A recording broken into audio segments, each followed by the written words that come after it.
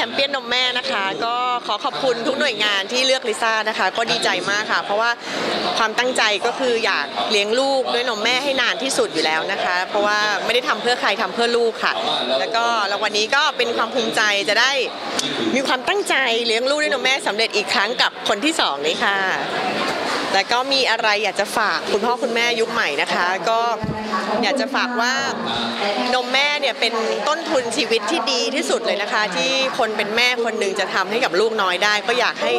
พยายามแล้วก็ตั้งใจให้สำเร็จค่ะเชื่อว่าไม่ได้ยากเกินความสามารถนะคะเดี๋ยวนี้ก็มีคลินิกนมแม่มีข้อมูลต่างๆมีคนคอยให้กำลังใจให้ความช่วยเหลือขอให้ทุกคนเนี่ยตั้งใจแล้วก็ขอให้ประสบความสำเร็จค่ะ